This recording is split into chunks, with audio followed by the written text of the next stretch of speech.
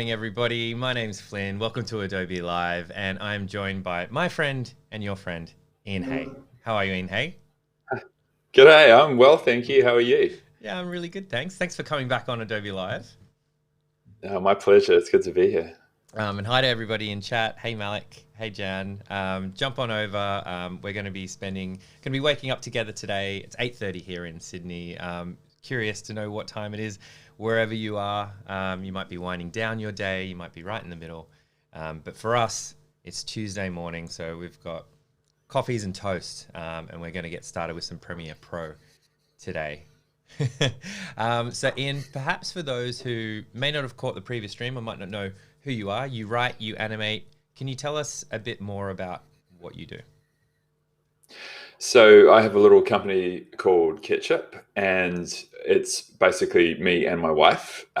We do creative video storytelling, I suppose you could say. So I'm just a massive sort of computer fan. I have been since I was a kid, and so this is a nice blend of the technical and the creative. So it's whatever it is, I love just finding out how to use the software to create beautiful things. So whether that's animation, whether it's going out there with a camera and filming things and then putting it together and grading it, and it's all about really telling a story and evoking emotions in the viewer. So that's the goal, and that's what I love doing.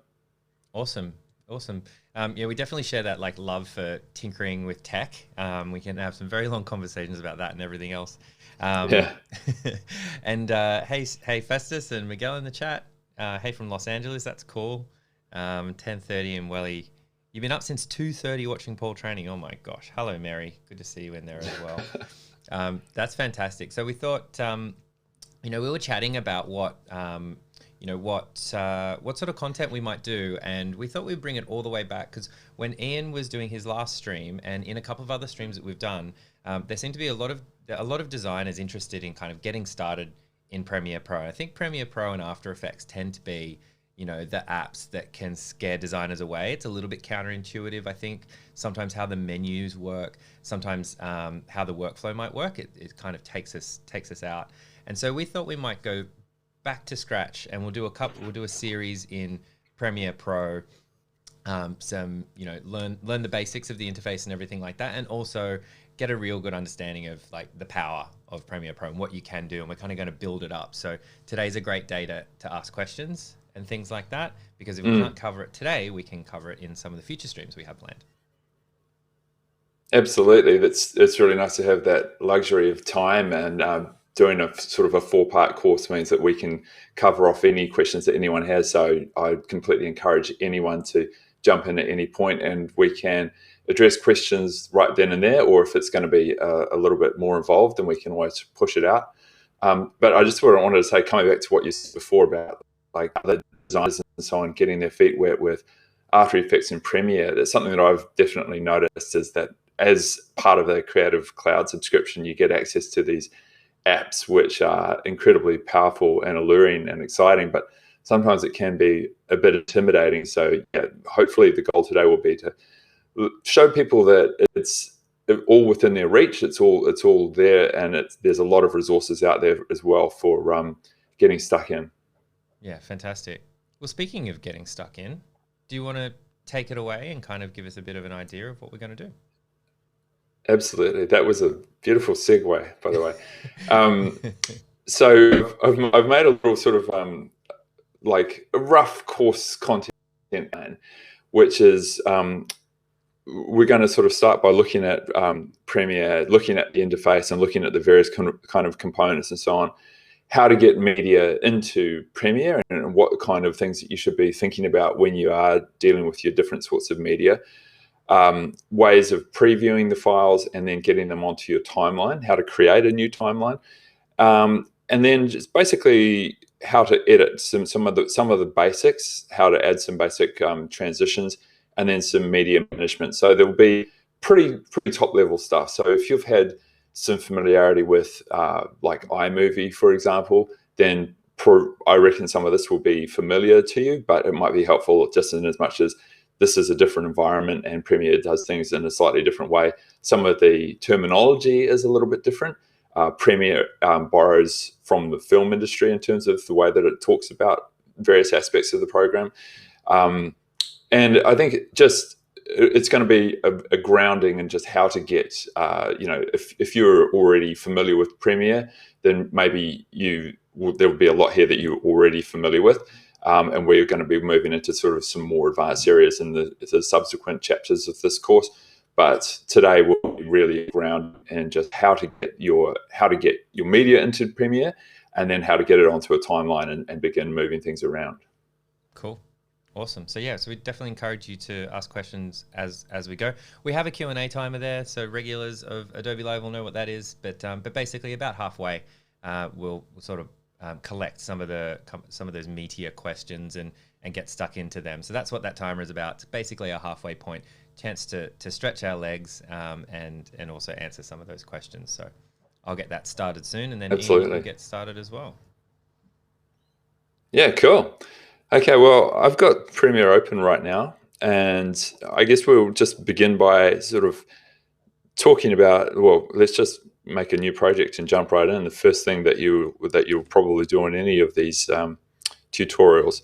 So the first thing that you might notice about Premiere is that when you make a new project, it's asking you to give it a name and a place, which is, instead of just throwing you a new blank document. I actually quite like this approach because it means that you don't end up with like countless kind of untitled documents everywhere. So this one, well, I'm just going to call this Premiere. Premiere is fun. And then we're going to browse, and we're just going to choose where I'm going to put that. So I've already made this folder here. But I find that particularly with something like Premiere Pro, where you can have like literally hundreds, if not thousands of assets, being organized is a real virtue. Like, you can get away with being slightly disorganized in other programs, but with something like Premiere, the more organized you are, the more kind of you're going to avoid pitfalls. And so I'm like, in real life, I'm not as organized as I am on the computer. I find that, especially with Premiere, it really helps to file things away, put them in the right place. So here we go. This is the Premiere interface, first of all. So I'm just going to take you through a few bits and pieces. So as you can see, if you're familiar with Adobe applications, there's going to be a lot here that you're already familiar with. So it's divided up into panels. You can move these around just by, if you hover over the edge of the panel, you can make it bigger and smaller. You can pick a panel up from its title here and move it into another panel. And if you've gone crazy sort of moving things around here, you can reset the view.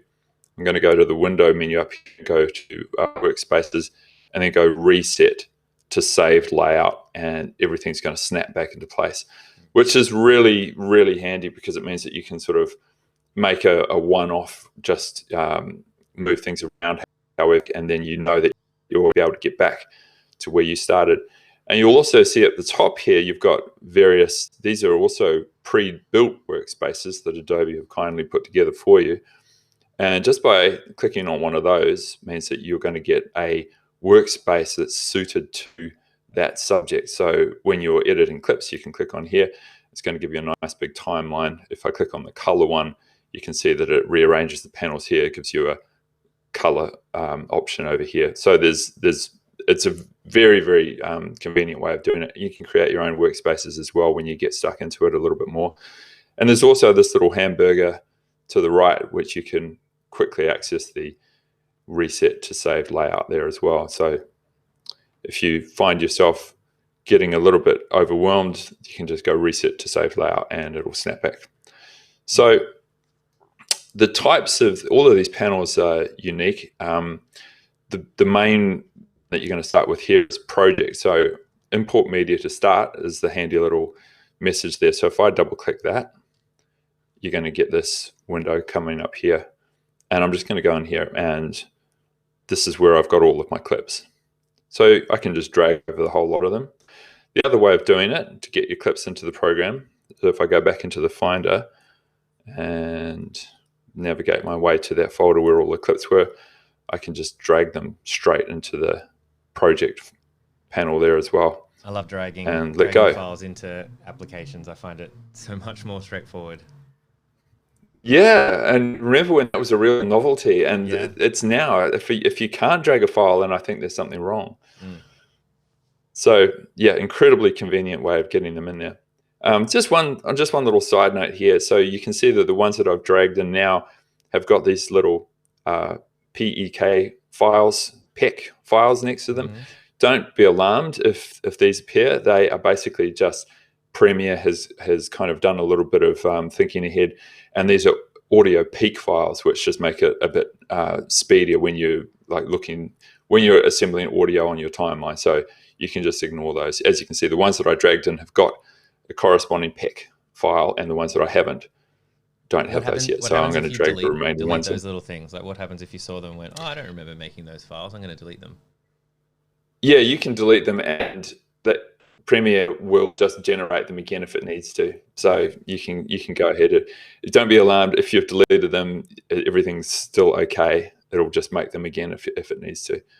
So now here I've got a whole bunch of the files that I've just dragged into my project file, project panel rather, and I guess the one of the main things that I love to do in terms of keeping everything organized is just putting them into folders. Now in Premiere, they're not called folders; they're called bins, and that's a nod to the film industry, to how people used to presumably store things in actual bins. I'm not 100% sure, but you can create a folder or a bin here by clicking. It says new bin, but it looks like a folder. So if I tap on that, you get one, That's a basically an funny looking untitled one. bin. Yeah, exactly. Looks a lot like a folder to me. But the other thing you can do, and this is a little bit of a shortcut, which I love, is just drag. I've gone select all here, and I'm just going to drag them onto that new bin icon and let go, and it's just tidily put them all into that bin for me. So it's just a little shortcut. And then you could also, if you wanted, I can make a new bin here and call it, for example, new content. And you can just drag content straight into that bin from the Finder or from the desktop if you're on Windows, and it'll put it straight into that folder for you. So another great little shortcut. Cool. Now, one of the handiest keyboard shortcuts that I can tell you about when you're using Premiere is basically the back tick. So that's on my keyboard here. I'm on a Mac. That's the key directly below the escape key at the top left of the keyboard. So it's like a quote, and it's got a little tilde on top. Mm-hmm. If I hover over that panel now and I tap that key, it expands that panel to fill the entire workspace. Right. So as you can see, it's a little bit small at the moment. It's particularly on my laptop screen. It's a little bit difficult to see everything on there. If I just hover over there and press that back tick, it's going to expand it to fill the entire. And it pops And that's back going in to if you work press with it again. exactly. So that's toggle. Nice. Yep. So if I double click that bin, you can see that's going to be a much, much easier way to see all of the content that I've got in there. And that works with any of the, all I have to do is hover my cursor over the panel, that back tick key, and no modifier, no command or control or option, just the back tick by itself, and it'll expand it, and so give you a lot more real estate. And press it again and it will pop back into place, which is extremely convenient. Super cool. So now that we've got some of our media in the timeline, I haven't really spoken about resolution or frame rate yet, but we'll come to that. You're thinking, okay, now how do I get that onto, how do I make a timeline? How do I, in Premiere terms, it's called a sequence. Like in different programs, they'd have a different name for it, but we're going to call it a sequence today.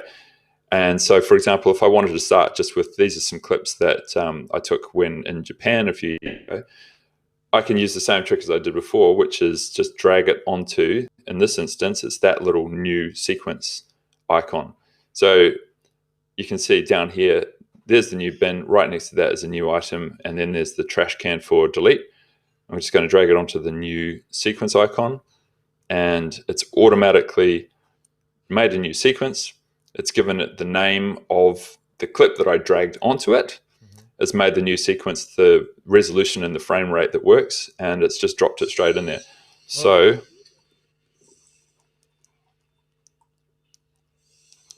there it is on my timeline. That audio is coming. And that works with... Should be fine when you turn it down. Sorry, okay. sorry. Let us know. We'll try that again at that volume level. Let us know how we go, if it's too loud. Sorry to everyone's eardrums there. Is it... You know what? I can just mute that. There we go. That's better. It might have been hotter in my headphones than output, but you never know. We've got to make sure we don't shock anybody. Okay. Sorry about that. So when I dragged that on there, it basically made a timeline with one clip on it. Now I'm just going to delete that one because you can make a timeline with an arbitrary number of clips on there. I'm going to use my backtick shortcut, and I will select... I'm just going to drag over several clips here, and I'm just going to drag them all down to that new timeline, that new sequence icon, and it's automatically made it's populated a new timeline with all 4 of those clips on there. So as you can see, there's clip number 1, followed by clip number 2, clip number 3, and clip number 4. So very easy way to get those clips onto the timeline for you. Now, that's not the only way to do it. If you know what kind of timeline you want in terms of the resolution and the frame rate, then you can also you can go up you can basically just click on that new item and select sequence up there. Now, this is where it's going to ask you a whole bunch of technical questions about the kind of sequence that you want.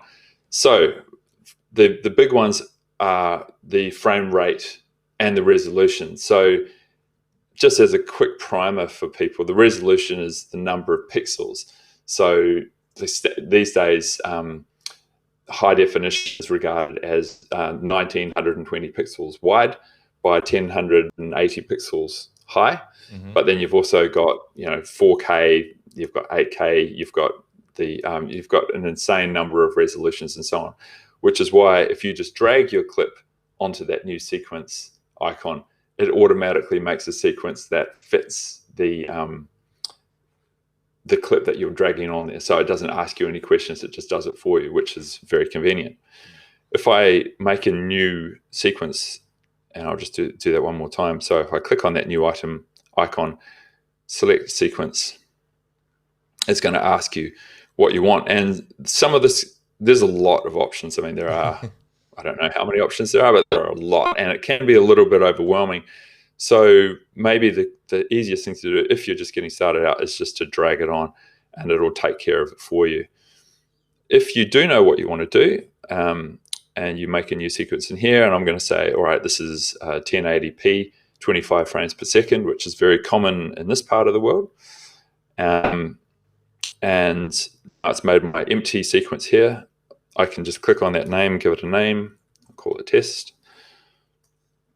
And I can just then drag my clip straight onto that sequence over here. And I can just drag them one by one, as you can see. Cool. If I had, for example, if I'd made I'm going to delete that sequence by dragging it to the trash can. I'm going to make a new one now, and I'm going to change the settings dramatically. So here is a lower resolution one at 59.94 frames per second, which is really different to what I had. If I drag there's nothing in that timeline now, and if I drag a clip into it, Premiere actually asks me, the clip that you're dragging doesn't match the sequence settings. Do you want me to change the sequence to match it? And I'm going to say, if I said keep existing settings, then you'll see that now the clip that I've dragged on is actually bigger than the sequence, so part of it's being knocked off.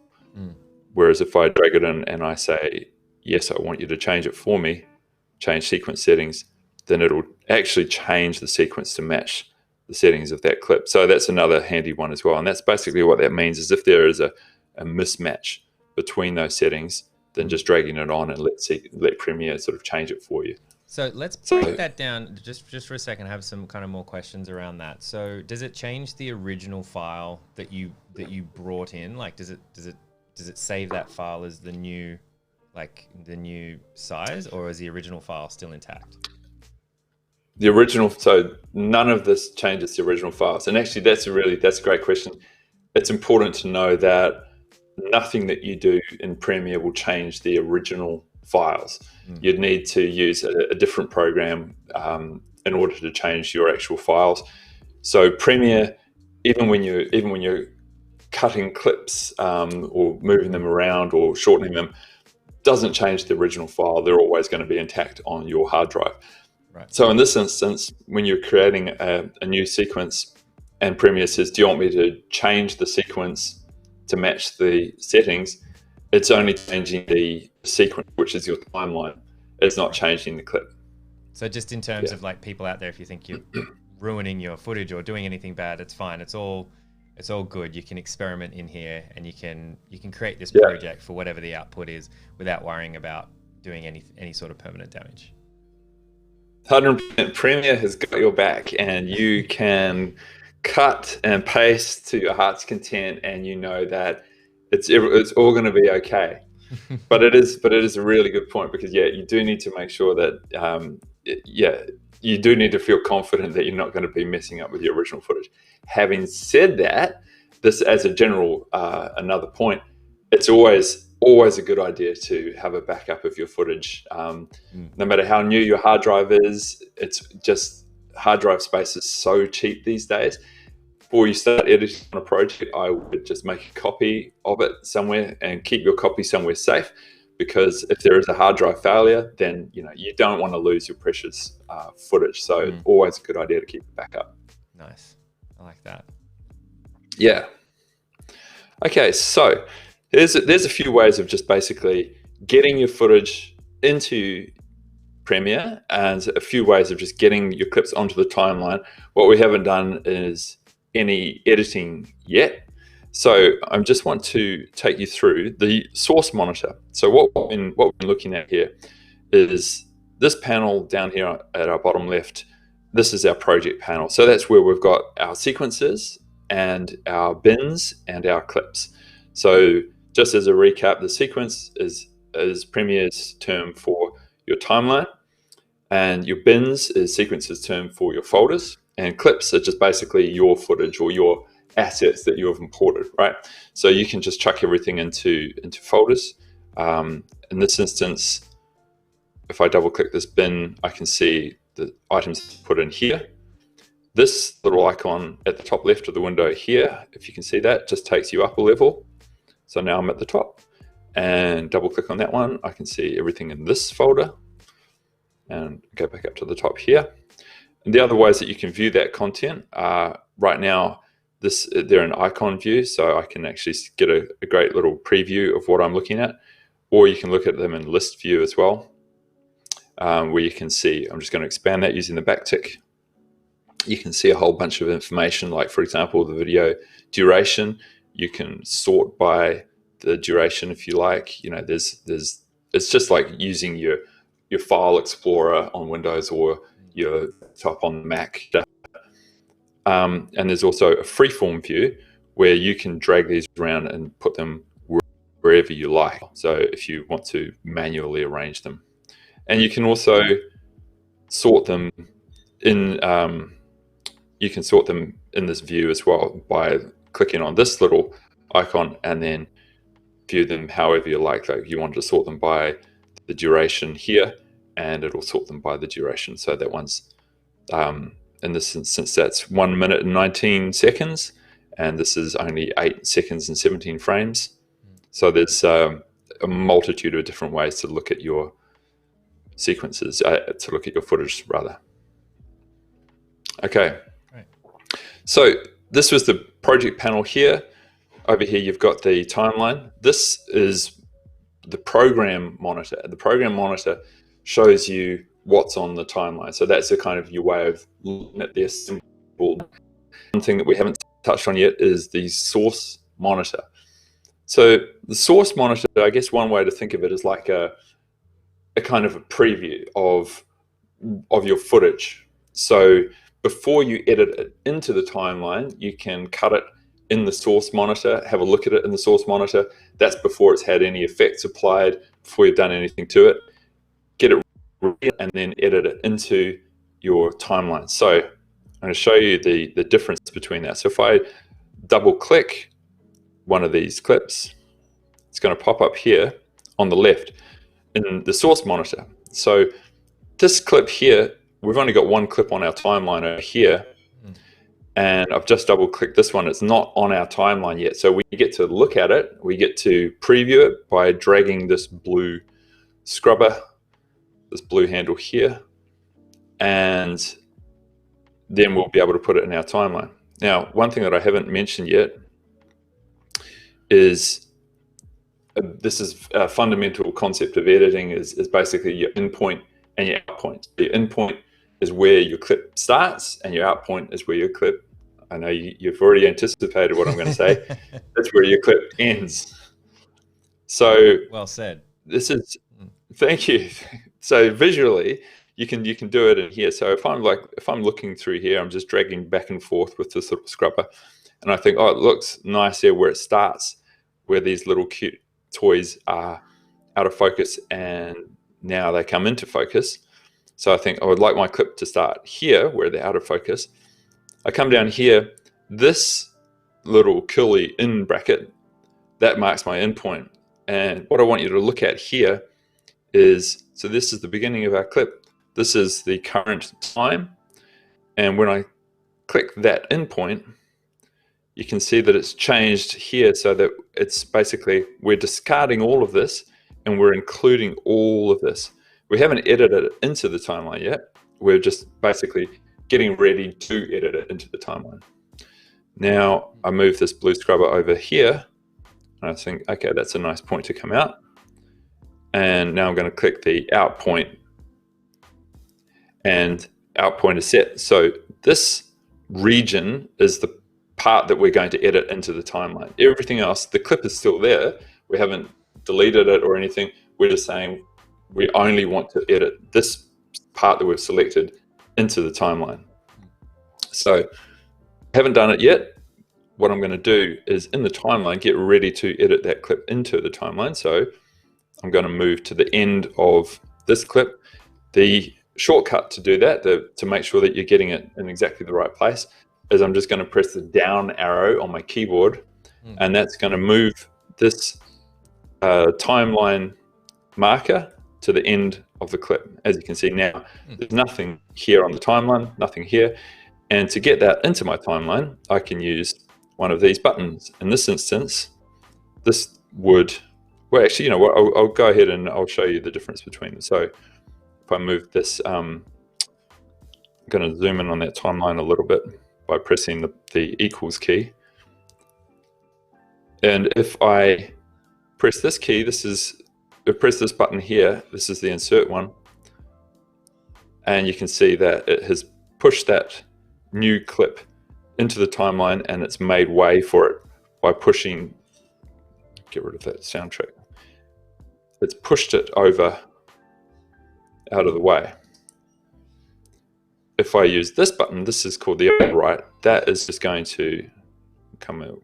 I'm going to explain these bits in a second. This is going to overwrite. It's not going to push the clip out of the way. It's just going to push it's just going to write over whatever's in the way. So it's just going to write right over the top instead of pushing it out of the way. Have I explained that? Does that make sense? Would you, I'm trying to think of use cases of when you would use the second version, because it seems like the first version would be safer, like a safer way to not cut into something that you're already happy with. Yeah, so I guess you could, if I wanted the duration to stay the same, because if you were inserting something and it's going to push everything out. So if I was making something and I wanted it to last for exactly 60 seconds, then I can't keep pushing my footage down out of the way, because that's going to make it longer and longer. Whereas if I know that it is already 60 seconds, but then I think, oh, I'd like to change that shot, I could get it ready up here in the timeline, and then I'm just going to use the overwrite, and it's not going to change the duration of my clip. Okay. It's just going to like right over the top of what I want. So as you edit more and more, there are various kind of reasons as to why you'd use one kind of edit as opposed to another, and that's just one example, but there's a ton of other kind of reasons that you'd want to do an overwrite edit. So cool. Yeah, there's and that's just one way of getting at it as well. Now if you hover over them, you can see that there's little keyboard shortcut there. There's a comma, so it's got insert and then there's a comma there, and in this one it's got overwrite. There's a little sort of looks like a I. There's a couple of brackets with a full stop or a period if you're American. And so you can just, if I've got the focus on that, on my source monitor there, I could just type a full stop, and that's just going to put that straight into my timeline as well. So that's just a little handy speed up for you. And the other way, which I really love of getting these into your timeline, is you can just click and drag the whole picture and move it over here to the timeline, and you get this. I'm still holding down the mouse key. You get a whole bunch of different ways of editing in as well. So you can just it's a heads up display that you can just basically choose. So for example, as you can see, I'll get rid of that.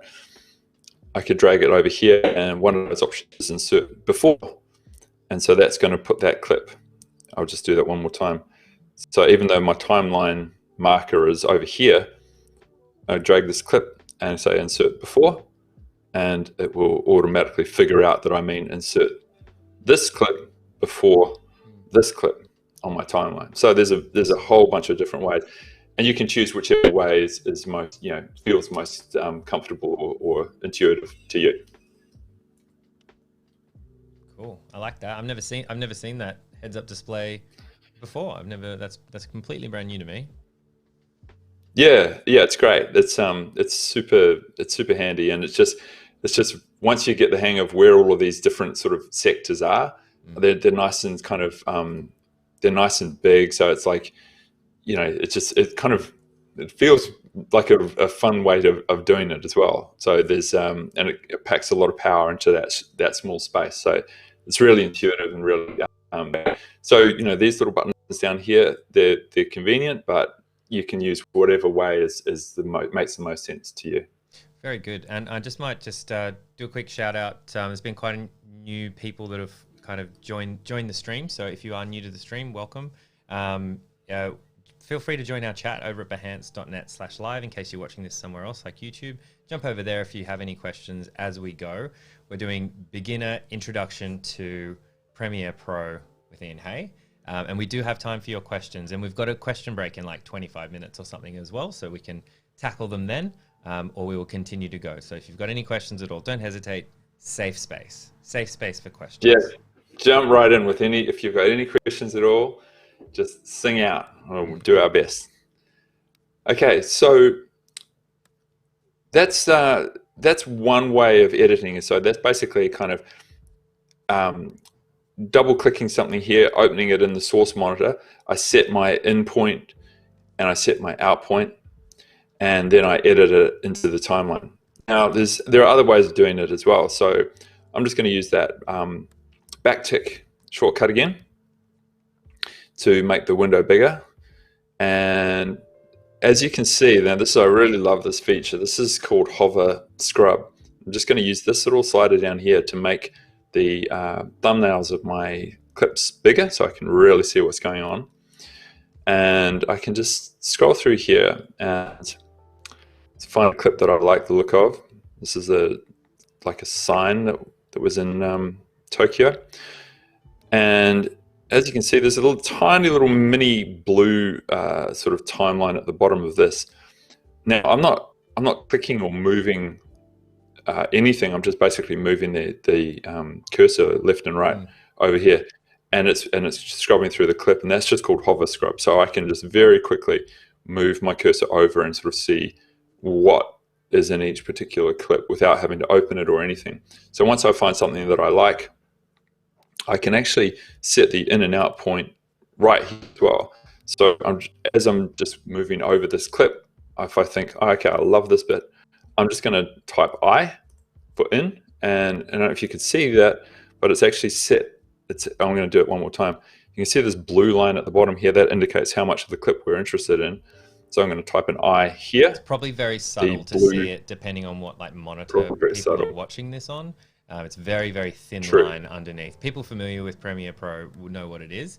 But yeah, essentially it's just a very thin, it's probably coming up as half a pixel for anybody that's second screening at the moment. So just to let you know, it's right at the bottom. Super subtle, super subtle. But take my word for it, it is there, half a pixel. But it is there. So basically, just by moving my cursor over that clip and then typing an I and an O, it's set an in and an out point here. And now I can just literally drag that from the bin onto the timeline, and it's got my in and out point already set. So that's another. Just have one question for chat. Yeah. What's the deal? Festus was asking, what's the deal with the puppet heads there in that clip? Yeah, that's a great question. I wish I knew what the deal was. That was at a market in Tokyo, and I just thought it was a nice shot, so I just shot it. Yeah, there was so many weird and wonderful things, and I just tried Japan, to capture as many of them as I could. So interesting. It was just so interesting. I could not take in enough. Like I tried to film as much as I could, and it still didn't do it justice. So yeah, but yeah, those puppet heads were just adorable. Very good. Okay, so that's basically like setting your in and out points. There's various different ways of setting your in and out points on clips. You can also do that in the timeline itself. So you can trim things in the timeline. So I'm just going to drag this whole clip. There's no in and out points being set on there. So that's the entire clip. Now, what I want to do here is I'm going to edit the clip by itself on the timeline directly, because I've dragged it in. I haven't looked at it in terms of the content yet, but I'm going to zoom in here and we'll set the in and out points by dragging it on the timeline. So there's a couple of ways to zoom in. I can press the plus key.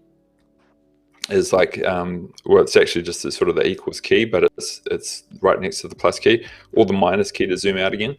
And then the backslash key is like fit to whole timeline. But the way that I really love zooming and getting close up here is with the zoom tool. So actually that's one thing I haven't touched on at all, which I should. We'll cover these off, but this is your tool set down here. So your tool palette, everything that I've done so far has just been with the selection tool, which is basically just dragging and dropping. But then you've got a whole bunch of other editing tools and navigation tools and type for that matter, and masking tools. The hand tool lets you zoom around sort of left and right, up and down. And the zoom tool is just basically like you'd expect in other Adobe apps, where I can just click and drag over it and very quickly identify the part of the timeline that I'm interested in. And again, just that backslash key just under delete will just zoom right back out. So all of these have got little keyboard on them as well, which can be very convenient once you get the hang of it. So just by typing the Z key and then dragging over the part of the timeline I'm interested in, and then typing the in this instance it's the V key. Typing the V key gets me back to my selection tool. So just Z and then back to V. Now again, this is going to be like super tiny little pixel distinction on the live stream, but one thing that if you can see, it's good to sort of be aware of. Actually, I think about it. Next time we'll get the magnify screen thing going so that we can zoom in on things. There's a little triangle. I don't know if you can see that, but there's a little triangle at the top left of this clip and a little triangle at the top right of this clip. And what that indicates is that's the end of that clip. When we edit a clip, so if I zoom back out to see the whole thing and zoom back into this clip, because we've trimmed off the beginning and the end, this clip, I'll just make some space for it, it doesn't have the triangle at the top left and the top right, which indicates that we've set an in point and an out point on that clip. So I hope that makes sense. Yeah, it does, yeah. Okay, so this one has the entire clip, because when we know that, because it's got the triangle at the top left, it's got the triangle on the top right. Now, if I wanted to just use a portion of this clip, there's a bunch of ways to do that. So I can drag using my timeline scrubber at the top there, and I can see the whole thing.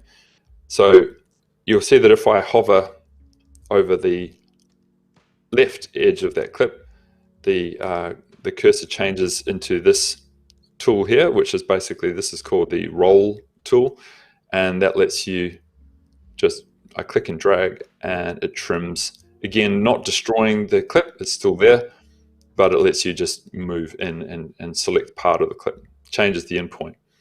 Similarly here, I'm going to drag that left edge in, and now it's only using a portion of the clip when I play it back, rather than the whole thing. Cool. One thing, it's also, I would just want to bring your attention to these little tools up here.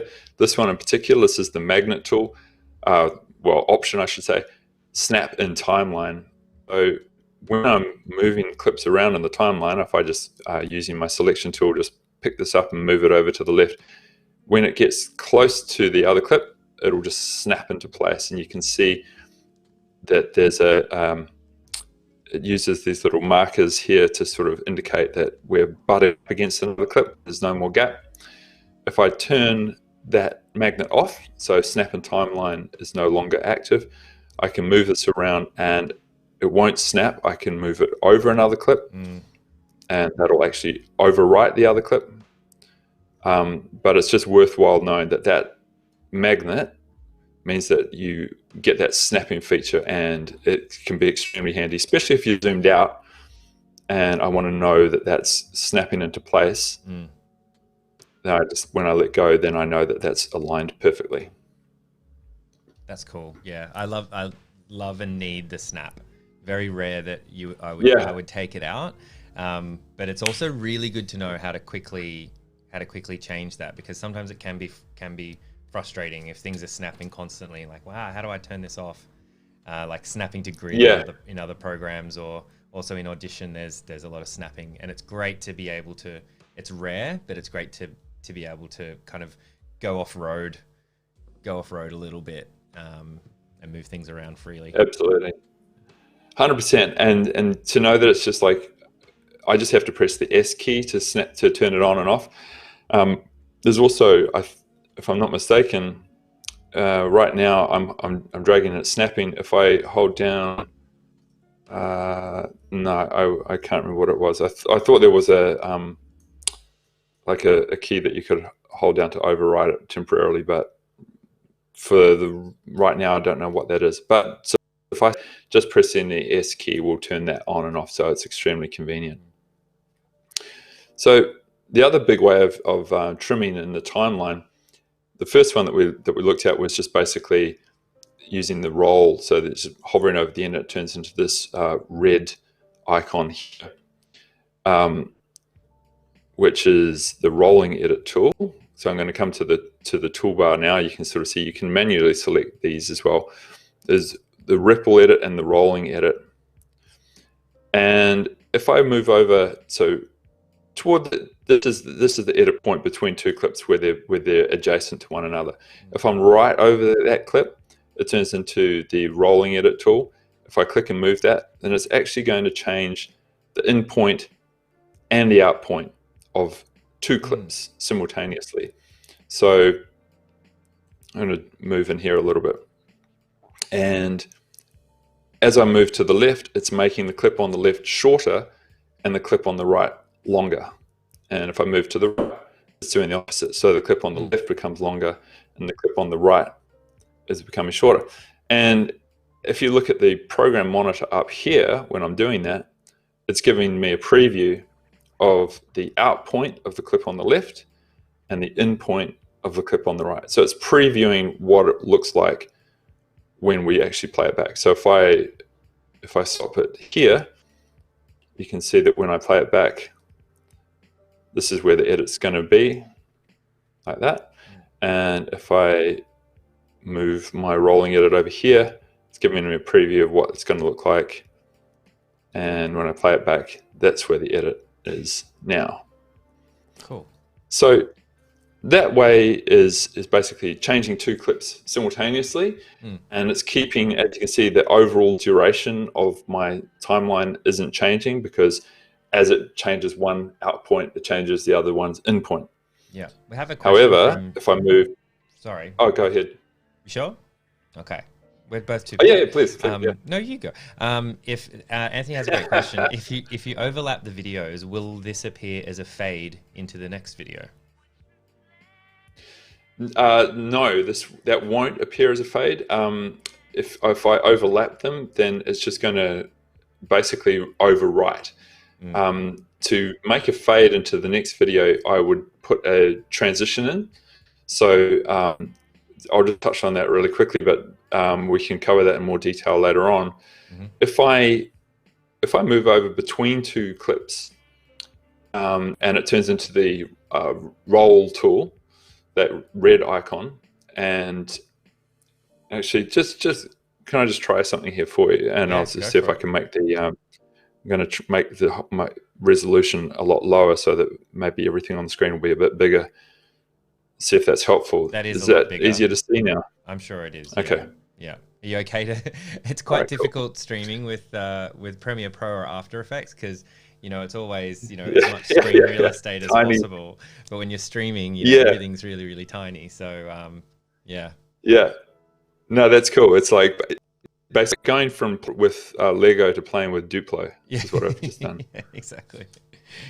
So okay, so if I move the cursor over to this edit point here, and it turns into the roll tool, and if I just click, it selects that edit point. So that the point between those two is selected. So now I can choose to do I can make edits with that.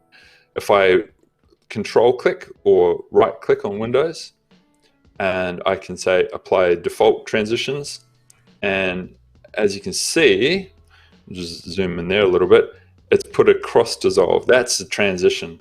So now when I play back, you can see that it will actually fade from one to the next. Just play that one more time for you. So could you see that? Good. Cool. So I'll put the same thing in here as well. So apply default transitions, and so now there's a cross fade between it. Yeah. So it's pretty quick and and you can easy also to put it in if you do want to fade in there. Yeah, it's super quick and easy.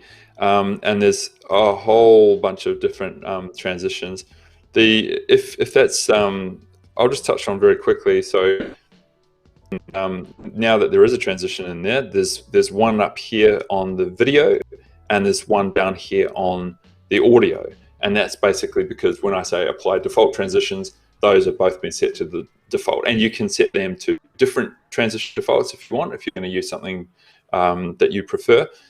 If I then move my cursor just to the edge of that transition and I drag it out, I can make the transition longer.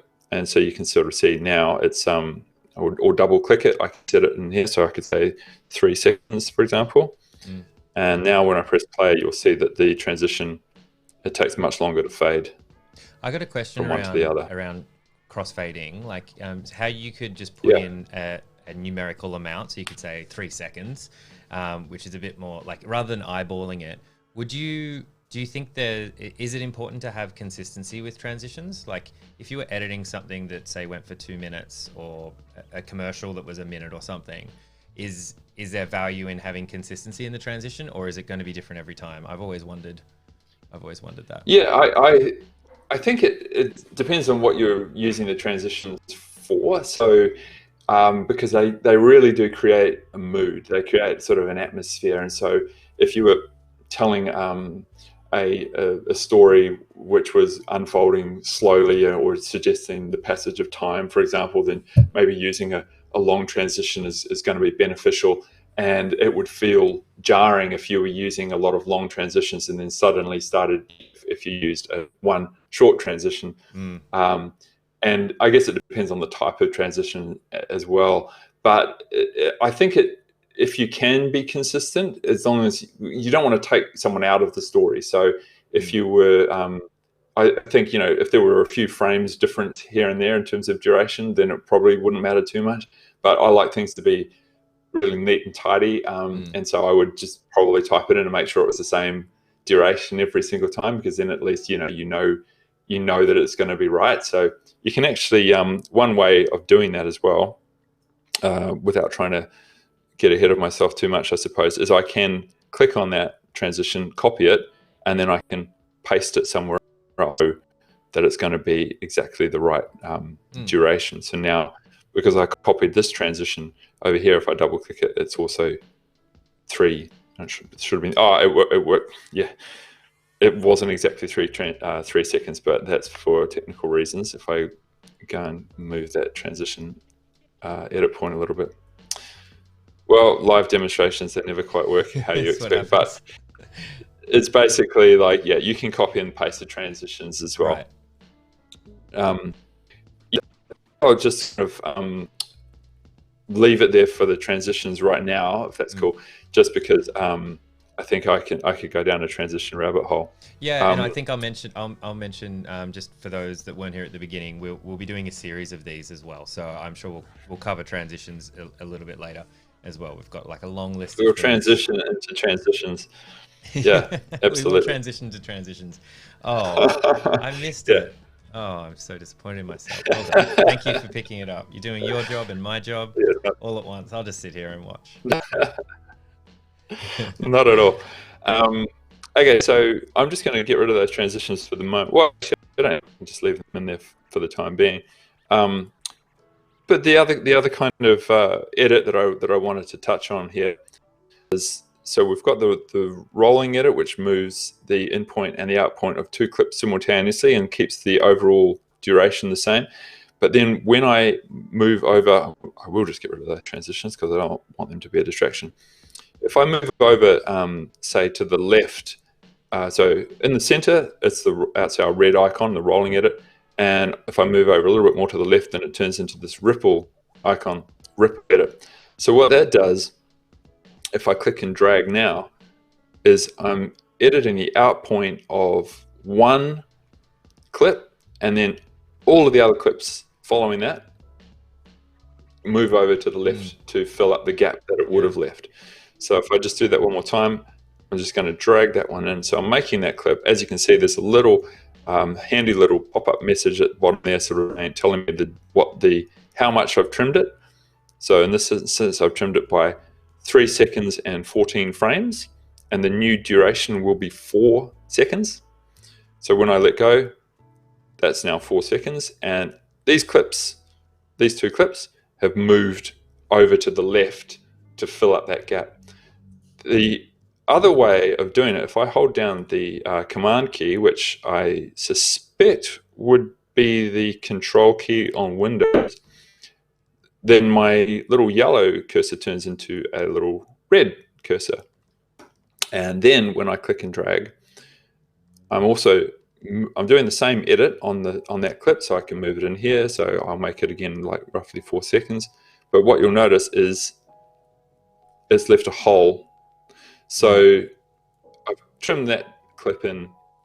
These 2 clips haven't moved in to fill its space. So that's like it's a different kind of edit, so that it's just basically, I could move those in manually after the fact, but maybe I've deliberately created that hole because I want to put something else in there. Cool. So just letting you and chat know, actually, we've got about 2.5 minutes until a bit of a Q&A break as well. So that's just for us, if we can go a little bit over there, that's fine. It's not set in stone, but just to let you know, that's where we're at. Okay, cool. Yep, no worries. Now, I guess a sort of we've had a look at some different ways of getting those clips in there. Now, there's a whole bunch of stuff happening over here which we haven't really looked at yet, which I might just touch on before we break for our sort of Q&A or our little chat section. And this is, you've got everything that we've got so far has been on the same track, so V1. So we've got multiple tracks here, so you can have, I'm not sure, I think it goes up to like 100 or something.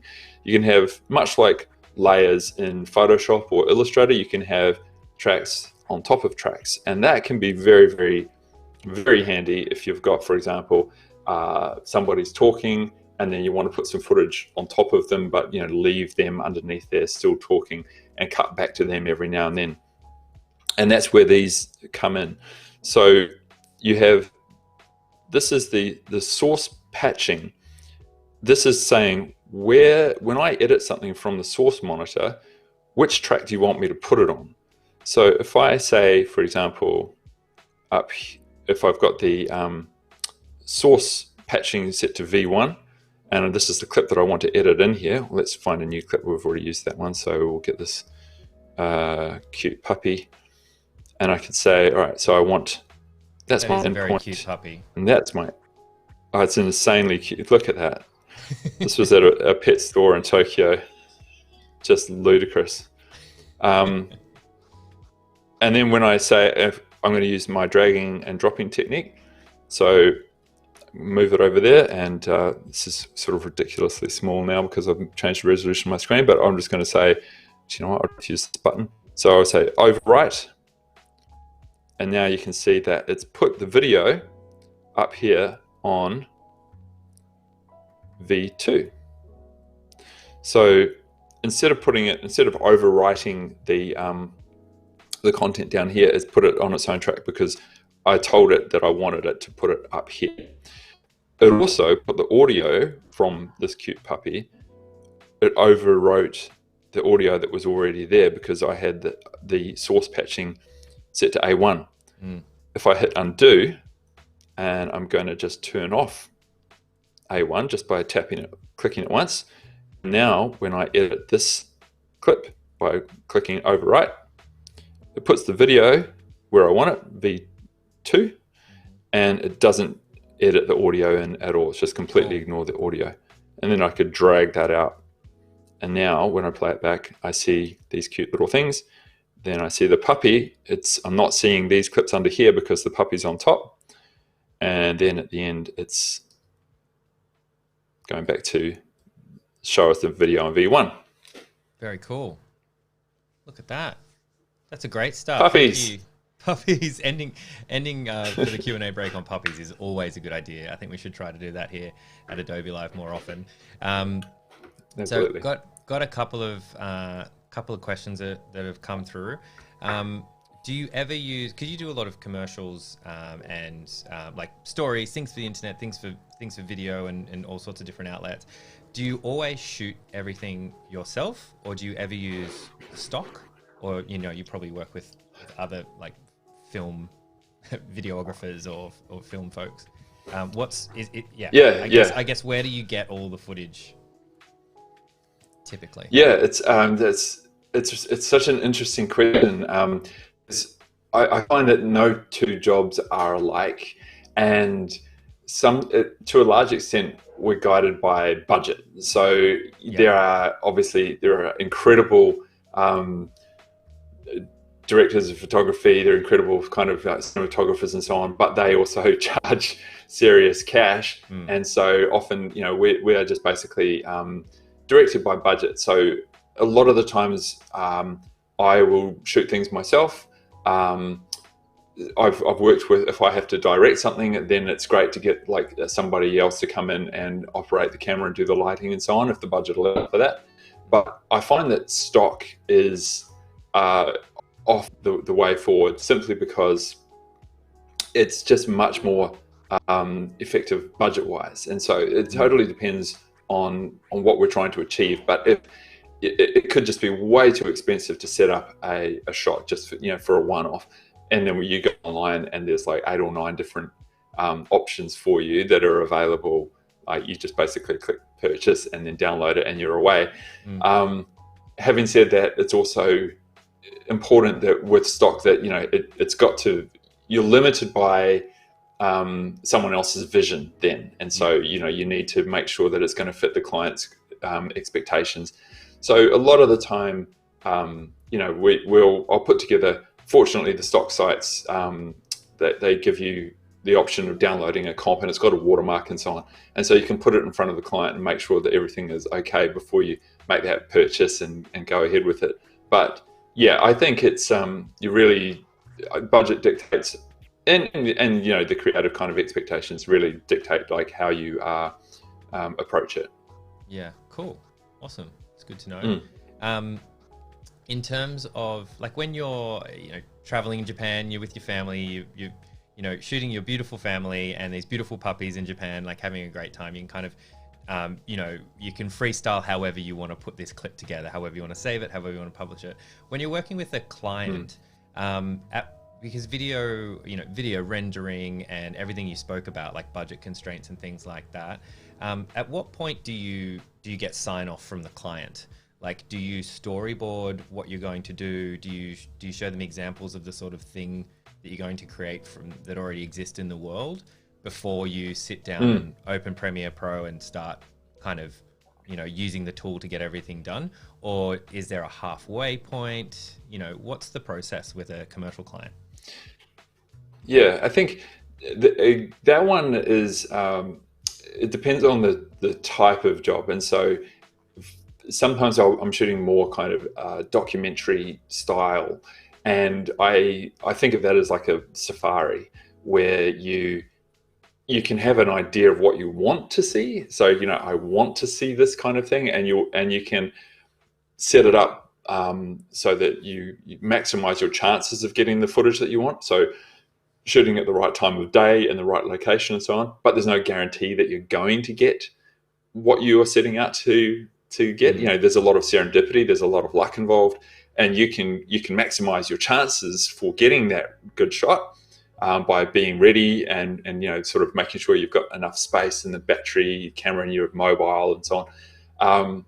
That can, and that's super exciting. But you do also need to, I've had clients sort of say, please, can you give us a storyboard of what this is going to be? And I'm like, I can't really give you, I can give you it and think it's going to be, but if you're shooting in a live environment, like with real people, sometimes I've been thinking this is the perfect shot, and then I'll get it back and get it on the computer and so on, and it's basically there's someone is doing something that really isn't on brand that I didn't notice at the time, and I think, I can't use that anymore. And so you kind of have to manage the client's expectations, because you can't really storyboard that kind of documentary style, if you like. You can give them an expectation.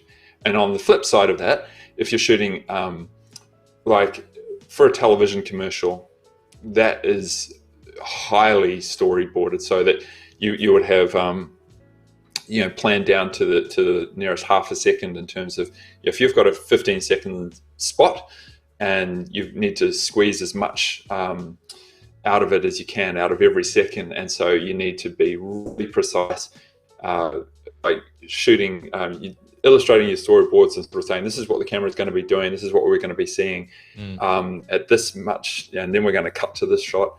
And then you shoot each shot time and again and again and again and again until you've got enough source material that you can cut it together exactly how you like. And so that's the opposite.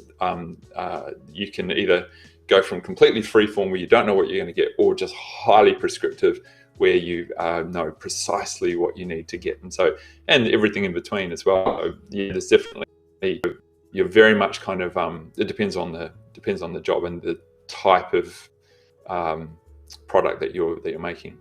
Oh, fantastic. Oh, cool. Good to know. So there was more of a technical question. So is there a shortcut to snap one clip to another instead of dragging it? To snap one clip instead of dragging it, there is a kind of if this is what they mean, one of my absolute favorite edits, one of my favorite keyboard shortcuts in Premiere is basically the W and Q keys. So if I've got a gap here, and I want to close up that gap, if I press the W key, what that does is effectively it says it's going to just snap that right away, and it'll snap anything after it as well. So that if I just move that over there, if I press the W key, it's going to edit everything to the playhead. To the playhead, yeah. And similarly, if I decide that I want to edit everything to the left of, I'm going to move that down for this example. If I want to edit everything cut from here to the left, which is effectively I'll do it manually so you can see what I mean.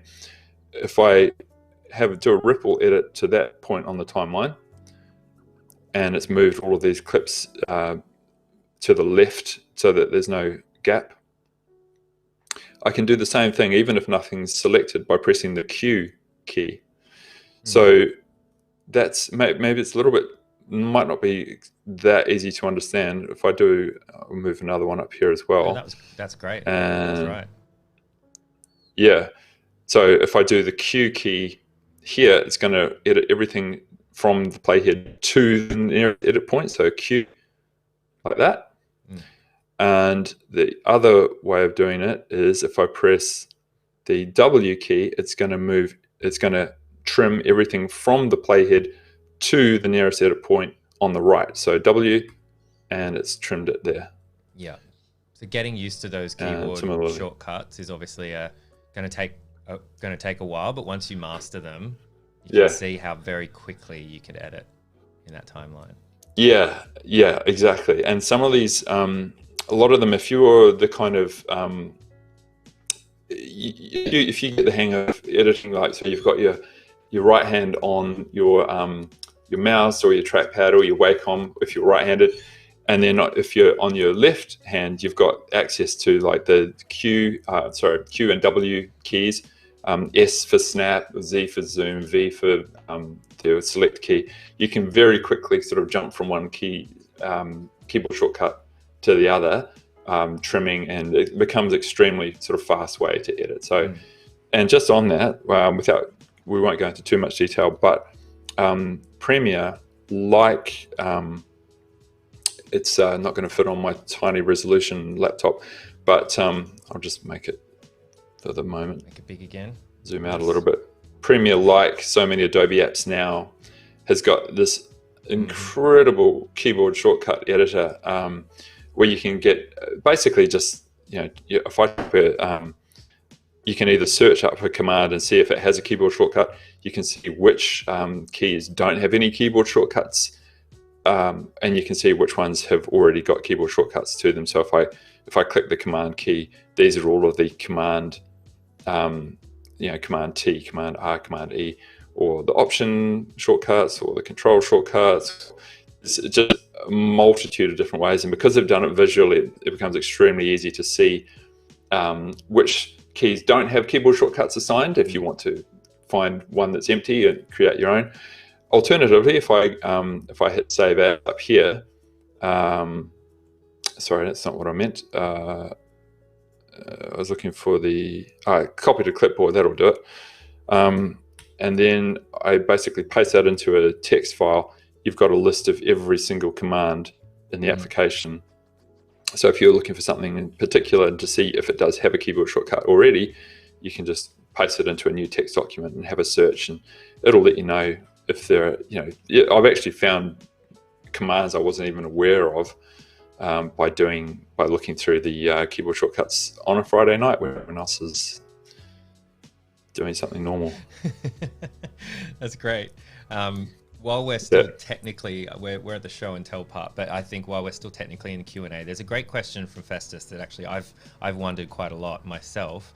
How difficult is it to match users' quotes, one clip among, say, 20 clips where 19 of them are 4K and really crisply shot, and one is just like a 1080p, but you have to use it? how do you go Oh, about that's really that's really frustrating. Can be a really frustrating experience because if it's difficult though. I mean, there are tools out there that let you, and the technology is way better than it used to be. But if you're editing in 4K and you've got to use like a lower resolution clip, yeah, there's I guess to some extent it depends on the audience. And I think if you're an editor, you're going to be much more finely tuned to the quality than a lot of the time the audience are quite happily they'll watch something and they won't even notice. So I think that if you go in with that in mind, if you're able to sort of relax a little bit, then it might not be as kind of terrible as you think. But there are definitely tools out there for scaling up. I know Red Giant software make one. I think it's called Instant HD, and you basically it's like an effect, and you can it's got different parameters that you can play with, and it will use I can't remember if it's like fractal based algorithm that will actually upscale your image and sort of do a really good job just at basically making sure that there's no jaggies, and so you don't get that awful low resolution vibe.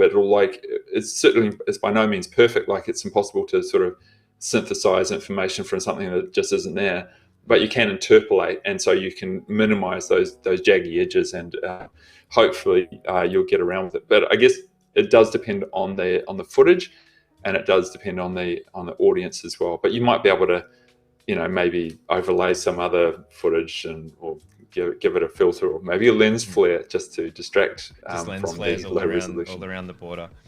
Yeah. Thank you. That's great. That's good to know. Liam was just saying, just learning how to use Premiere Pro. We're doubling your speed of learning. That's awesome to hear. That's definitely what we're here for. And if you are new to Premiere Pro, this is the beginning. We're actually doing a series. So Liam and anybody else that's out there that's just getting stuck into it, we have this. We're starting from scratch, and then we're going to be back here for the next 3 weeks. So Australia, it's 8:30 in the morning on Tuesdays for the next 3 weeks. We're in here, so jump into chat, ask your questions, learn along with us. It's going to be an interactive kind of learning process, so if there are questions, just throw them in chat as we go along. Yep, absolutely. Yep, more questions the merrier. Cool. Thanks for the questions, everyone. So we'll jump back into part 2. Premiere Pro, beginning. Premiere Pro. So yeah, coming back to, we had a little, we were having a little chat about the source patching, and basically that's like setting a destination for your clips. And so if I'm just going to get rid of these guys, and we're going to edit in again. So again, now one thing that we haven't really touched on yet is putting in and out points in your timeline. So if, for example, I wanted to say I quite like this picture of the fans at the market, but the client says, well, I really love this puppy. Can we keep that as an option? I want you to keep the fans, but we're going to put a puppy in over the top. So I say the client is always right. So we will do what they say, and I'm going to edit them over the top. So there's ways to do that. I can just drag that straight onto the timeline. As you can see, I can just drag it straight onto track 2 here. I'm using my snapping to make sure that it gets to the very beginning of the top, and then I can drag the end, and that's like banging over the top there. Cute puppy. So that's one way to do it. Another way to do it, if I was like, say for example, I wanted the beginning to say, all right, we like it out of focus starting at the beginning there. I could set my endpoint there, and then when I drag it in, all right, now there it is out of focus at the beginning, and I could drag that in. So that's another way of basically setting my endpoint and out point here. However, I can also set an endpoint and an out point here in the timeline, so you can get quite precise. So I'm just going to type the I. Well, actually, I can either do it with the I key, just pressing I, will set my endpoint here, or I can click this little bracket here as well. And because the program represents what I'm seeing in the timeline here, the program monitor. So I can move it to here, for example. I'm going to move it back one frame, and I'm going to set the out point. Now, when I edit in, I'm just going to, all right, what I'm getting into here, I should take a step back. This is called 3-point editing. And 3-point editing is where you set 3 points. So an in point and an out point, either in the source monitor or the timeline, or vice versa. And then Premiere will automatically figure out the last endpoint for you. So it's probably easier to see with an example. So first of all, I'm just going to clear the endpoint and the out point here. We're going to start with, we're just going to set one. This is when your keyboard shortcuts, it's difficult to find things in menus. Here we go, markers. So if I go clear in and out, what you'll see is this is our endpoint there, there's our out point there, and I'm going to say clear in and out, and now there's no endpoint or out point set. If I know that I want to start with that cute little picture of the puppy, I'm going to press my endpoint there, and then when I edit it into my timeline, the endpoint here in the source monitor is going to correspond to the endpoint here on my timeline. So let's try that out. And there it is.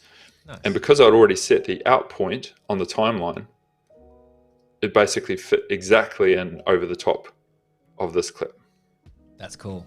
Let me run through that again, but this time we'll go the other way. So I'm going to clear the endpoint and the out point. This time, I think what I want to do is the way that it goes out of focus and then it comes back into focus here. So I'm going to say I want my out point to be here, and I want Premiere to figure out what the endpoint is. So it's going to use these two here to figure out the duration, and it's going to make the out point of this clip correspond to the out point on my timeline. So now when I press overwrite, I want to press it once, then what it's basically done is it's figured out the duration of the whole clip for me. Does that make sense? Yeah, it does. Okay. Makes sense to me. Cool. There's no chat, but yeah, that makes sense.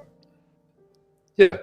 Now, the other thing that you sort of need to know really is like, what would happen if I did have an in point and an out point set on this clip? So, for example, now I've got a clip, an in point here, and now I've got an in point on these two as well, in and out on these ones too. If I try and edit it in, Premiere says, well, hang on, what do you want to do? The source, this part is longer than the destination. So it gives me another option. So I can ignore the source in point, I can ignore that source out point, I can ignore one of these, or I can actually change the clip speed, and that is going to speed it up to make it fit in there. So if I play back now, it's faster. Oh, right, that's cool. Yeah. So there's a bunch of different options. And you can also, the other way you can do it, so we did 3-point editing where we set 2 points in the timeline and then 1 point in the source monitor. The other way to do it is I can 2 points in the source monitor and let Premiere figure out how long this clip's going to be by just setting 1 point in the timeline. So in this instance, I've set the duration here. I say, okay, I absolutely must have this much of the dog here to here. Like the client says, we want that much cute puppy. And I don't really care how much of my timeline it takes up down here. So now when I edit it in, Premiere has just basically said, okay, you're going to get all of the puppy. That's fine. You do what you want. So it's used that in point there, and then it's basically it's used all of that up there, which is a good opportunity for me to just make a point about the distinction between the source monitor opening clips from your project panel versus opening clips from your timeline, and testing out if I'm going too fast or if anything is not clear, because I know that it gets a little bit abstract at times. Yeah. So in this instance, like right now, this, because I double click that from my bin down here, and so that's representing the clip that is straight, like completely unmodified, straight from the disk. If I double click a clip in my timeline, however, and just want you to keep an eye on the little mini timeline up here, if I double click that, you can see that now it's actually this in the source monitor. It's saying up here the source is sequence 4, which is the name of this sequence, and then it's the clip. And I'm just going to show you the difference one more time. So if I go and it doesn't have to be the cute puppy, but I will make it the cute puppy because we love the cute puppy. The cute puppy is definitely a hit in chat. Oh, I'm going to double click that, and you can see the source, and that's the name of the clip. If I double click this now, the source, this is the clip on the timeline. And you can see that there's actually a one-to-one relationship between what I'm looking at here and what I'm looking at on the timeline. And if I now click and drag the out point up here, you can see that it's actually edited the out point down here. And similarly, if I drag the out point in the timeline there, it's changed the out point up here as well. Right. Whereas if I double click the clip from the bin, I can still set an in point and an out point, but this isn't changing anything on the timeline because this clip isn't on the timeline, it's just in the bin. So cool. There's an important difference. You can use the source monitor to look at clips that are in your project, and you can look at the source monitor to look at clips that are on the timeline. And so it's a really important distinction. Like if you're fiddling around with a clip in the source monitor and it's not affecting something that's on the timeline like you expect it to, then that might be why. So it's just basically just check up here whether you're editing something that's literally on the timeline or if you're just editing something that's in your project and hasn't been put on the timeline yet. Yeah, that's super cool to know. There was actually a question in chat that might be a good time to demonstrate it now because you showed it before. Yeah. Just a question about how are you to set up the panels like a comic book with which each panel having a different clip. And I think what they mean, and correct me if I get this wrong, Keith, in chat, but just before you could expand it out so your whole screen was all of your clips out. How did you do that again? So if I'm not mistaken, so that was basically I hovered over the my content, my project window, and I pressed the back key. There we go. Is it like this one? I think so. Yeah. I think so. Yeah, and I think it's a great way to organize your video clips. Like in this example, there's only 4 or 5 clips, but if you're dealing with, if you're on a big commercial project or anything longer, it can really become overwhelming. So particularly if you're working on a laptop or a smaller screen, you don't have 50 screens around you. This is a great way to kind of get a good zoomed out kind of top level view of what you've got. 100%. I'm just going to make my screen slightly lower resolution like before. Cool. And while you do that, I'll just mention, just for people that have joined kind of about halfway through, we went through a lot of the panel stuff at the beginning, so you can always scrub back. Check out this video on Behance for the next couple of weeks. It's also going to live on YouTube, so you can always scrub back. And we went through a lot of that stuff. We're happy to answer questions, but there's even more stuff about an hour ago in there. Yeah, panels. If panels is your thing. But yeah, amazingly, there's so much sort of customizability in the panels, and it's worthwhile taking a bit of time to get to understand how to do it, because it can really, like Flynn says, when you're on a laptop or something where you've got limited screen real estate and there's so many options, being able to sort of organize things however you want is absolute heaven sent. So you can make your own workspaces as well. Like I made one for the Adobe Live that we did a couple of weeks ago. And you can just basically switch easily between them, and it means that you don't have to spend less time sort of like moving things around and trying to find the relevant tools or the relevant panel. Yeah, great. Actually, we've got one more question, which I might just ask now, just before we get stuck in, because it was a really good question, and I think it is appropriate for the moment where a lot of people can't get out. and things like that. So the question was, smartphones continue to include better cameras for capturing video. Do you feel that these cameras provide sufficient level of resolution versus investing in an HD Pro camera or one that shoots 4K? Oh yeah. Oh yeah, for sure. Yeah, no, definitely. I look at what people are able to achieve with iPhones or Android phones.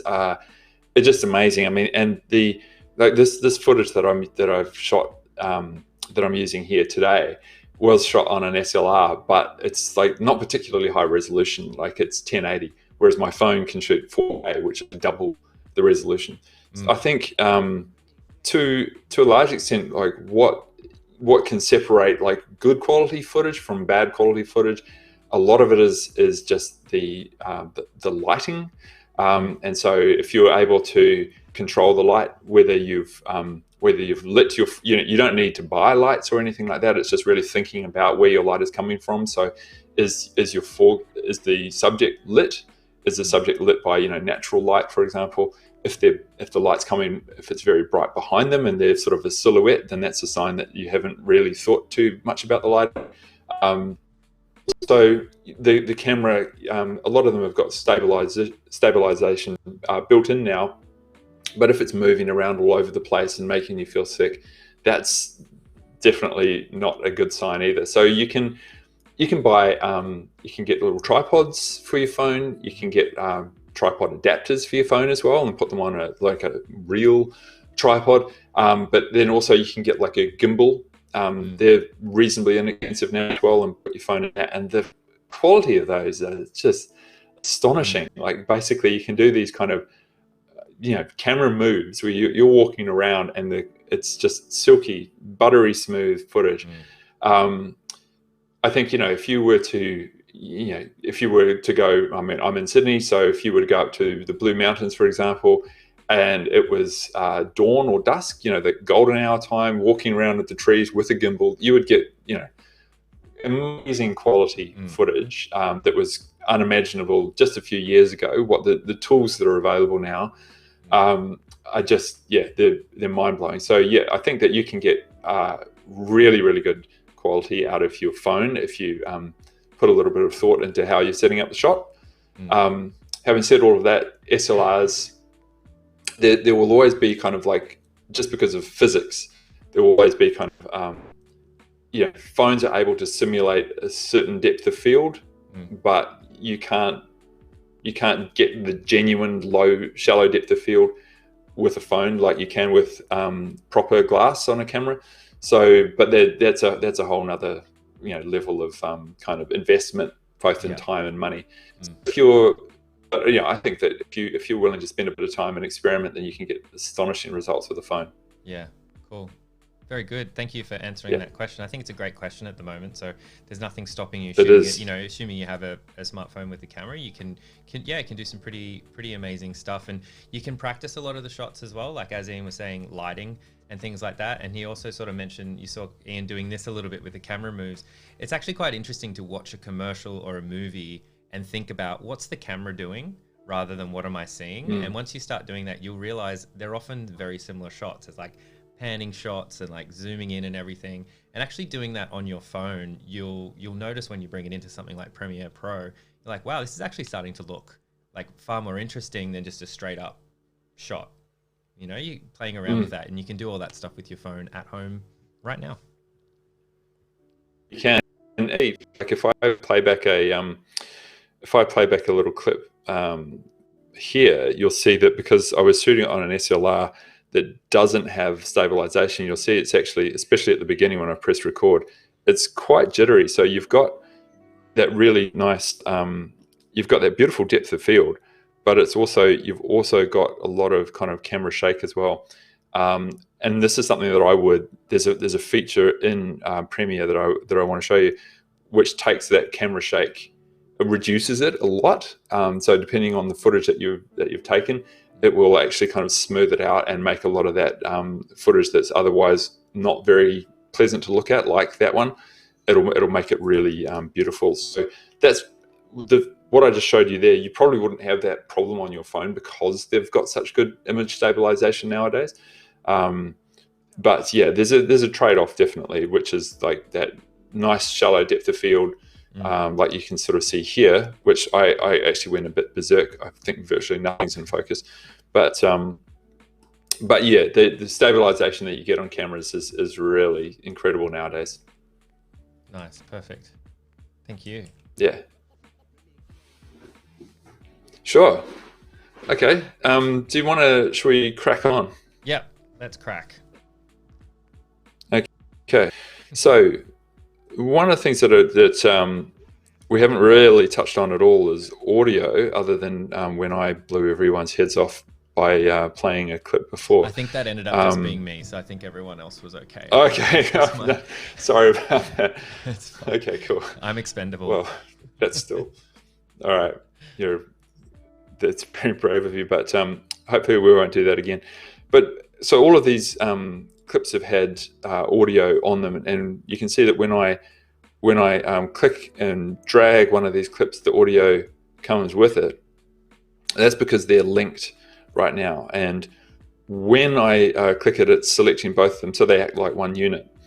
This up here, this is the linked selection button in your timeline, and if I turn that off right now, then you can see when I click and drag, it's only selecting the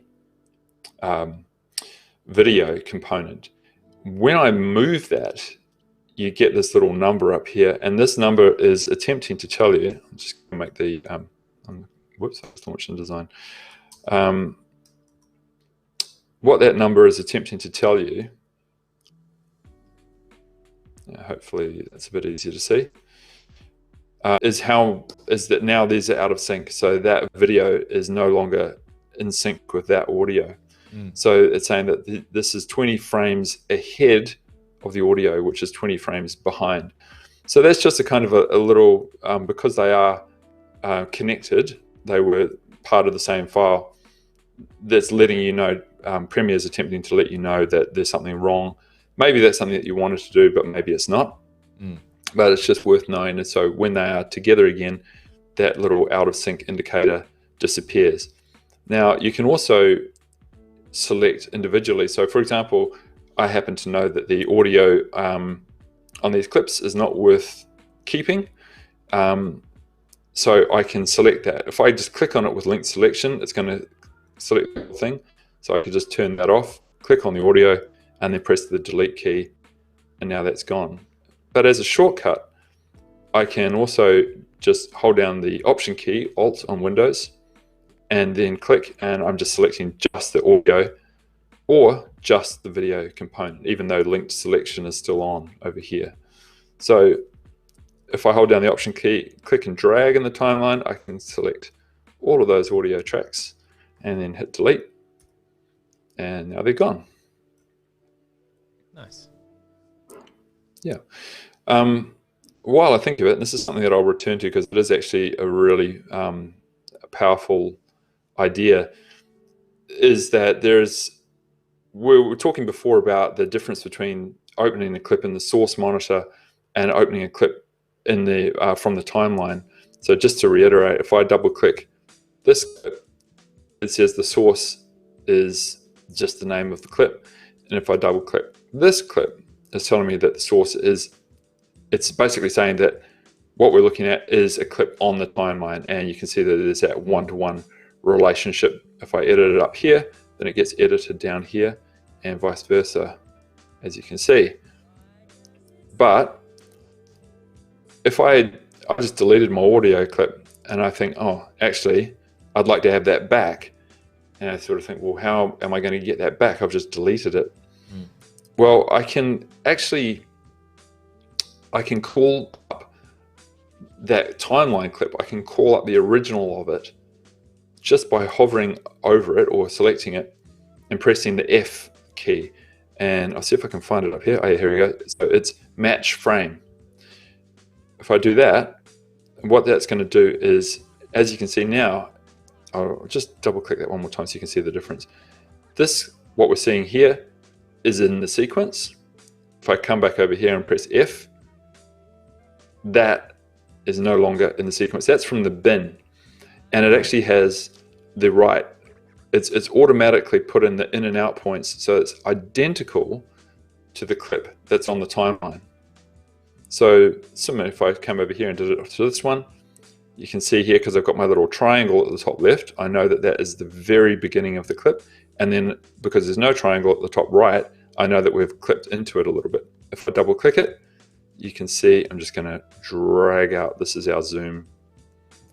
That's how much of the clip we've used. And this one is on the timeline. And if I come down here and press F and zoom out again, it's automatically put in an in and an out point for me on here, but this one is from the bin. And coming back to the problem at hand, which was like, we want the audio to come back. I'm just going to click on that clip. I'm going to press F. So now it's found that clip from the bin for me. I can just drag that down there.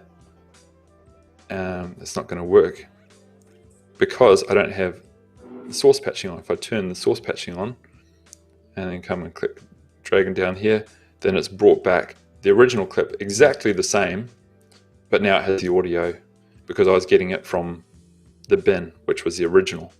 Similarly, I could actually just, you could drag just the video, or you could drag just the audio. So I could just drag that audio track down into there as well. And now it will be back to normal.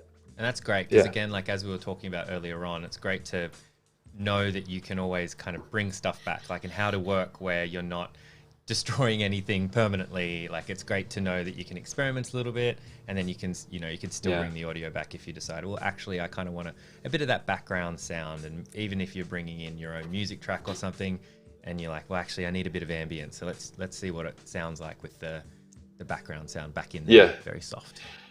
Totally, yeah. It's really liberating to know that you can trim things, you can delete things, and you can get everything back. So it's all gonna, you're not destroying anything. That gives you the total freedom when you are editing something together.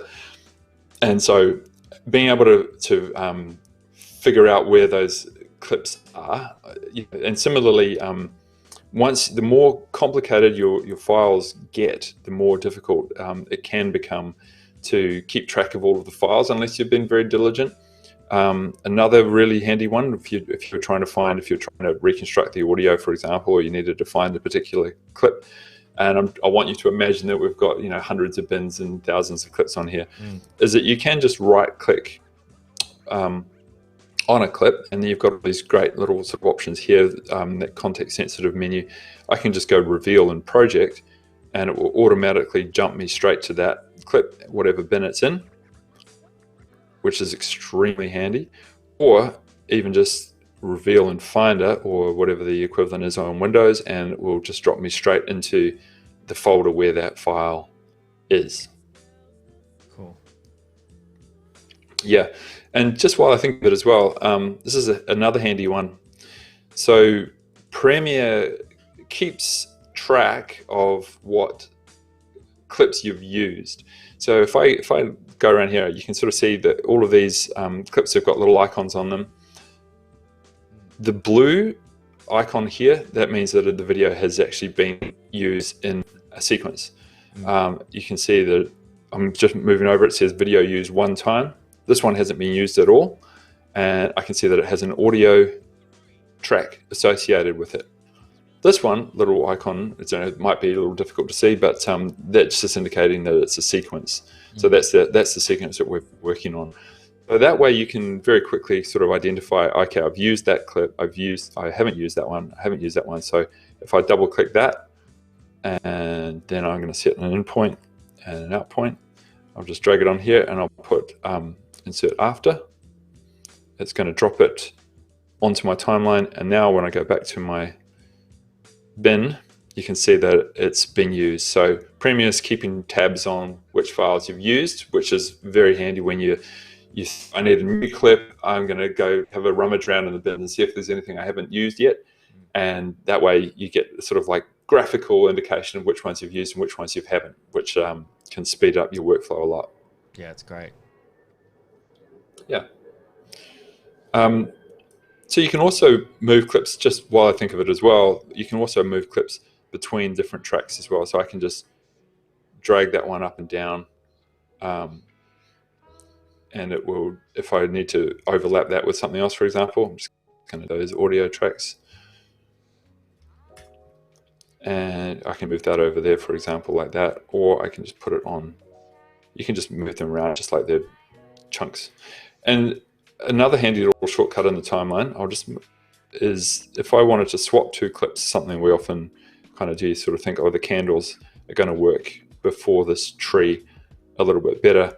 If I click and drag that one, holding down the Command key, which would be the Control key on Windows, if I do that, you can see that the cursor changes depending on whether I'm holding down the Command key or not. When I let go, it's literally just swapped those two clips. If I wasn't holding down the Command key, it would just overwrite it. But when I do hold down the Command key, it just pushes that one out of the way, makes room for it, and effectively swaps those. Yeah. That's cool. Yeah, really quick way of swapping a couple of clips around. So you get a lot of flexibility in how you do things. Yeah, that's cool. That's great to know. I'll just let you and chat know. So we've got about 12 minutes. Gosh, it's gone fast today. Left today. Yeah. We'll start winding things down. So let us know in chat if you do have any questions, but also because we're going to be back here next week, moving on to stage 2. Let us know if there's something that you particularly want to know about. We covered, transitions, a bit of audio today, the timeline, a bit of a walk through the menus and everything, but there's some other stuff that we have planned. You might be interested in, like color matching and sequencing, publishing to different platforms, perhaps. So let us know in chat, because that could change what we show next week. Absolutely, yeah. Let us know if there's anything in particular that you want us to cover. We can look at it. Okay, so I think there's a few more bits and pieces that I'd like to take you through today if we've got time. One of the things that I find really helpful is being able to sort of jog through footage quickly. And there's a really nice way of doing that, which is basically JKL shuttling. The JKL is just using the J, K, and L keys to play back your footage. So I'm in the source monitor. I've got the source monitor highlighted here, and I know that because it's got the blue outline around it. And if I press the L key, it's just playing. I just want to get rid of that sound because that is, I don't know if you can hear that, but it doesn't sound pleasant. So I'm just going to. I can hear it. Okay, I'm sorry about that. No, that's fine. All right. What was it? It's like a squeaking trolley being pushed by an upset cat or something. Yeah, I think it might be. I don't know. I think you could hear it a lot more clearly than me. I can hear you, but I can't really hear what I'm working on too much. But hopefully that will be a lot more pleasant for you. Yeah, thank you. I might just get rid of the audio completely next time. So I've just pressed the L key, and that's just playing back. If I press the K key, that's stop. And now if I press the J key, it's just playing back in the opposite direction, backwards, if you will. Now the other cool thing about that is if I press the L key twice, then it's playing back faster, again, playing back faster, and playing back again. I can change the speed. And similarly, if I press the J key several times, it's playing backwards, faster and faster. So that way you can actually find the clip that you want to really, really quickly. And by holding down the Shift key, you can play things back very slowly as well. So now I'm playing back in slow motion by holding down the Shift key and pressing L several times. And if I press K, it'll stop. If I hold down Shift L and press to do that, like it's kind of jumping forward. Is that what's happening? Yeah, so I only tap it once. I just have to sort of tap it, and it's like play, and then hands off the keyboard and nothing up my sleeves. I'll tap it again, it's playing even faster, and press K and it'll stop. And then similarly, if I press, so now for the slow motion one, I'm going to go the other way, and I'll tap Shift J 3 times, and now hands off the keyboard, and it's playing back like the hands off the in slow motion. I don't have to do a thing. Look at that. I can just have a cup of tea watching this play backwards in slow motion. There's nothing stopping me. And what a liberating experience it is. and that way you get to, I can sort of find exactly the right frame that I want. I'm just like, okay, that's perfect. Set my endpoint, and then I know that I'm, golden. Yeah. Mm. It's very cool. So that's this, shuttling with J, K, and L. Now, I think let's go back to transitions. That's one thing that we sort of began to look at, but I just wanted to sort of come back to. Actually, even before we do that, I just wanted to talk about the different ways that you can display your timeline. So right now, you can see we have there's a little picture for each clip, and if I zoom in, now I can see that there's a picture at the beginning of this clip, but I can't see the picture on this clip anymore. So what I'm going to do is, with my spanner menu up here at the top left of the timeline window, is I've got a whole bunch of options here. So I've got video thumbnails. I can turn them on and off. So as you can see, video thumbnail on or off. And the video names, maybe the name is not particularly interesting to you and you'd rather keep it clean and just look at the picture. So you can get rid of that as well. And there's also, let me see here. So that's under this. Yeah, so it's in a different place. You've got that hamburger menu up by the name of the sequence here. If I go down here, I can choose whether I want the little thumbnail to be at the beginning and the end.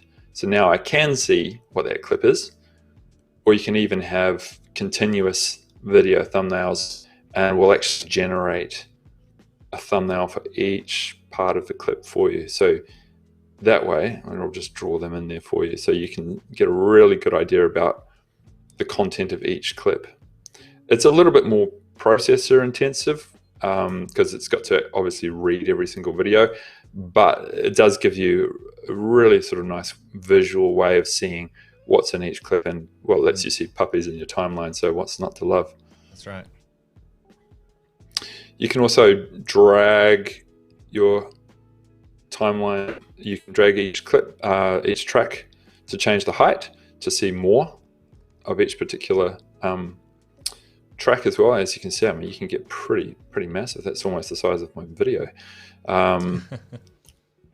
So yeah, that's you've got a lot of options there. Giant timeline. I've never seen that before. Yeah. I don't know. It's nice that they give you that flexibility. I can't imagine editing like this, but it's really nice to know that it's an option. And then you can also just, as per usual, if I go into the to the reset to saved layout, because I've just created the puppy that ate Tokyo, then actually, okay, it's kept that gigantic. But if I by holding down Shift and typing a minus, then I've kind of got it all back to normal. So it's there's different ways of zooming in and out. We touched before on just minus and plus, minus and equals just zooms in and out. If you hold down Shift, then that does the you kind of collapse everything to be very small, and plus makes it into the normal size. And you can also then hold down Option or Alt on Windows, and you can it's only doing the source. Okay, I'm just going to ignore that because that wasn't working how I expected. But basically, there's a multitude of different ways, and so you can customize it to your heart's content. And I quite like just having head and tail, so that when you're zoomed in, you can sort of see exactly what clips you're working on if you need to get precise. And it's still keeping it reasonably tidy in the timeline as well. Super cool. I'll just let you know, there's just and thank you to chat as well. There's been some great questions that I'm collecting all of them. Asked to cover graphics and text in some future streams. How fancy Premiere can get on its own with FX before needing After Effects, which is interesting. Like, what can we do without bringing in After Effects stuff? How to record narration over the sequence. There was a couple of people really interested in that, and also possibly editing, editing and adding music as well, which I think, great. We could probably cover a bunch of that stuff. Absolutely, that's all really, really good stuff. Okay, well, I think there's only a few minutes left. So the last thing that I think just to give people a little whet their appetite for some other ways of getting from A to B is just we can just touch on a couple more of the transitions. So one of the panels that we haven't looked at yet is effects, which is, these have all got, I love my keyboard shortcuts. This one is Shift 7 on the keyboard. So if I press Shift 7, it's just kind of automatically jump straight to the effects panel. And down here you've got all of these different, like whether they're effects like sort of, video effects to make things look like a mosaic, or to do lens flares or what have you, or there's transitions. So I'm just going to flip that one open. There's a whole bunch of built-in ones, and there's also, you can get third-party ones as well. There's a whole universe of Premiere transitions out there.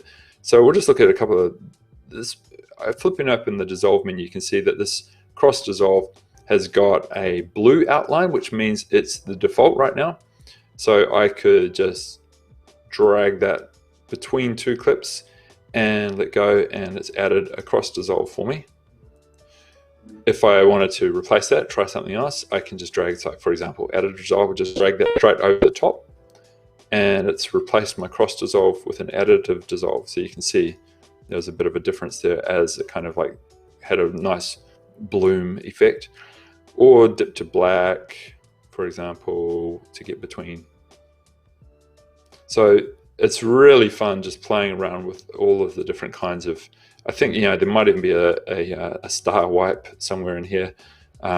Pretty much it's got a whole bunch of different like effects. This one, and this is something I just want to touch on. So I just dropped page peel as an effect.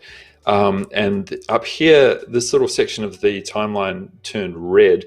That means that it's not able to render that back in real time. It's just a little bit processor intensive for our purposes. So without holding down anything, I'm just going to hit the return key, and that's just going to render my timeline.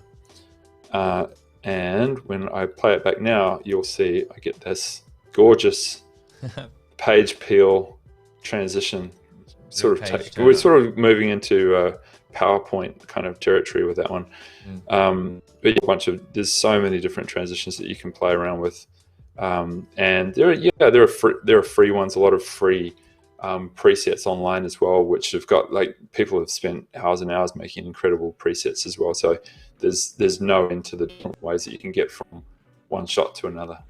Yeah, super cool. And we'll probably get stuck into some transitions, downloading transitions, maybe any that you might recommend as well in some of the future streams. We've got some great ideas from everybody in chat, so thank you so much for throwing them in, and that will impact what we do in the coming episodes. So we will be back with Ian this time next week. So whatever time it is right now, 2 hours ago is when we'll be there. In Australia, in Sydney, it's 8:30 a.m. on Tuesday mornings. We'll be back with Ian with part 2. If you're watching this on YouTube, it'll live on YouTube indefinitely. Yeah, and look, if you needed any more reason to tune in next week, I will have had a haircut. I won't. I think you're working quite well there with that hair, but this is just getting out of control. So I'm going to get a haircut. So stay tuned, everybody. Wow, there we go. You can keep getting smaller and smaller hair until you just have a shaved head by the last one. That'd be great. And then I'll just start wearing a wig. That's right. Thank you, everybody in chat. It's been fantastic hanging out with you this morning. A lot of people enjoyed the stream. So thank you very much, Ian. Look forward to doing this all again with you in stage 2 this time next week. Yep, fantastic. Thank you so much for joining, and I look forward to seeing you next week. Great, and everybody else will be here tomorrow as well. Tomorrow, 8:30 in the morning. We've got a special treat with Jeremy Lord, and we're going to be teaching illustration from scratch. So we'll see you tomorrow. See you, Ian. Thanks again. See ya.